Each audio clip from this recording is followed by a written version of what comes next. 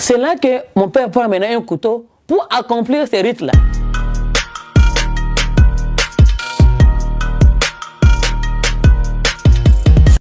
Bonjour, je m'appelle Fatou. Je vais vous raconter comment j'ai osé Jésus. Je suis issue d'une famille musulmane. Mon père était polygame. Chez nous, on ne choisit pas d'être musulman, mais on est né musulman. Quand je suis avec mon père, je dois être la musulmane la plus religieuse ou bien la plus pieuse, je ne sais pas. Pourquoi? Parce que je dois faire l'apparence. Devant, vous pouvez faire les apparences, mais derrière, vous pouvez mener votre vie comme vous semblez. Je pouvais aller dans des boîtes de nuit.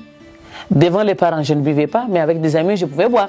Devant les parents, je pouvais, comment on appelle, être la fille pieuse, mais j'avais des petits copains.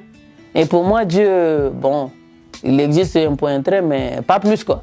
Mais je sentais en moi, il y avait malgré les 5 prières par jour, malgré les ramadans, malgré tout, mais je manquais quelque chose. Incapable de savoir qu'est-ce qui me cherchait, qu'est-ce que je cherchais, j'étais à la recherche. Je pensais que je pouvais trouver la solution dans le système d'horoscope, tout ce qui est astrologie me fascinait. En fait, c'est là que j'ai compris que j'étais toujours à la recherche de quelque chose, mais quoi, je ne savais pas. Je me donne à fond, je ne pouvais pas faire un pas à l'extérieur sans avoir lu mon horoscope pour savoir qu'est-ce qui va m'arriver la journée, je vais croiser qui, tout et tout. Mais je dois trouver de l'amour, mais toujours rien. Quelques années plus tard, dans le quartier où j'habitais, les gens venaient me parler de Jésus. Et moi, en tout cas, je leur disais, écoute, je suis musulmane, je n'ai rien à voir avec votre Jésus. Et ne vous avisez même pas. Pour les empêcher même de venir me parler de Jésus, qu'est-ce que je faisais? Quand ils venaient taper, on voulait te parler, tu voulais qu'on parle un peu de Jésus avec toi? J'ai dit, venez. Je les faisais asseoir, je rentrais dans la maison, je prenais une bassine d'eau, je venais verser sur eux. Comme ça, ils ne vont plus revenir. Le jeune qui venait me parler de Jésus, un jour, il était venu chez moi. Quand il a fini de me dire, oui, Jésus m'aime, je l'ai tellement bousculé, je l'ai poussé, en portant même sa Bible, il est tombé dans ma maison. Je l'ai précipité à la porte. J'étais assise, il était minuit, j'ai dit, bon, je vais suivre l'émission, peut-être je vais trouver la solution dedans. Et c'est là que le monsieur qui faisait l'émission dit, ouvrez la Bible. Je ne me rappelle plus, c'était dans les Sommes ou quoi. Je me lève pour aller chercher la Bible que le jeune homme l'avait laissée chez moi peut-être il y a 5 ans de cela. Et puis, je me suis mise à pleurer. Je compris que l'islam, l'horoscope, et quoi, rien ne parvenait vraiment à me combler et à combler le vide là. Et en plus, j'avais le problème de céphalo, donc les migraines qui me fatiguaient. Et en pleurant, j'ai dit bon, j'ai arrêté de pleurer, j'ai dit bon, je ne sais pas. Si toi, Dieu, tu existes vraiment et que tu veux que je te sers, je te demande qu'une seule chose. Il est peut-être 1h30 du matin, 1h30. Je te demande de me laisser dormir jusqu'à demain matin, 8h, sans que je me réveille.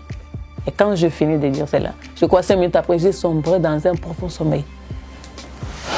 Et puis le matin, j'ai entendu comme si quelqu'un tambourinait ma porte, qui tapait fort pour que je puisse me réveiller. Puis quand j'ouvre les yeux, j'ai dormi habillé avec ma montre. Quand j'ai ouvert les yeux, le premier réflexe, c'est quand j'ai fait comme ça, j'ai vu, il était 8h00. J'ai eu très peur. J'ai dit, ah, donc Dieu est ici. Et c'est ce jour-là que j'ai osé Jésus en l'acceptant comme Seigneur et Sauveur personnel. Ce jour-là, je reçois la paix. Ce que je n'avais pas, je sens que le vide qui était en moi venait d'être comblé. Mais tout ça à l'insu de ma famille, bien sûr, parce que personne ne pouvait savoir que j'ai accepté les dieux des chrétiens.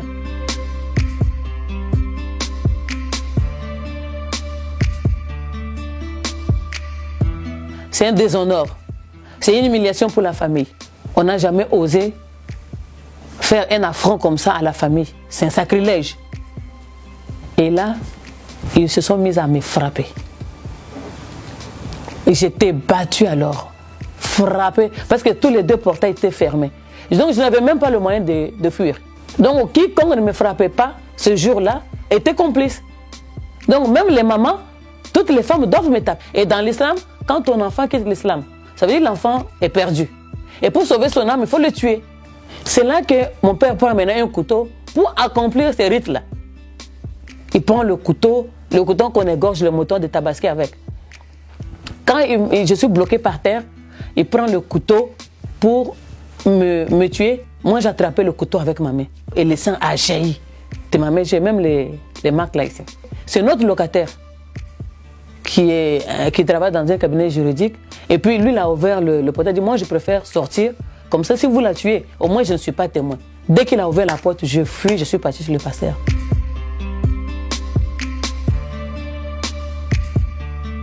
C'est là qu'il m'a dit, à partir d'aujourd'hui, je te maudis. Si je suis réellement ton père, tu deviendras, je souhaite même que tu deviennes une prostituée, une droguée, une escroc, une voleuse, soulard. Tu n'es plus ma fille, je t'ai banni de ma vie, tu n'existes plus. Et je lui ai dit, tu es mon père, je n'en disconviens pas. Mais tu es aussi le canal par lequel le Seigneur est passé pour m'envoyer sur la terre.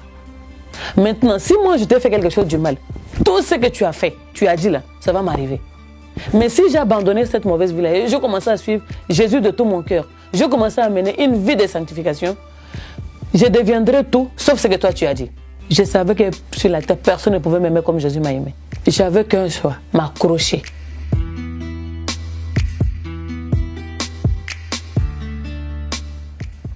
Aujourd'hui, toutes les malédictions que mon père avait dit, aucune de ces malédictions n'a été faite sur ma vie. J'ai repris les cours. Elle a dit je ne me marierai jamais. Je me suis mariée. Je suis DG de 4 entreprises.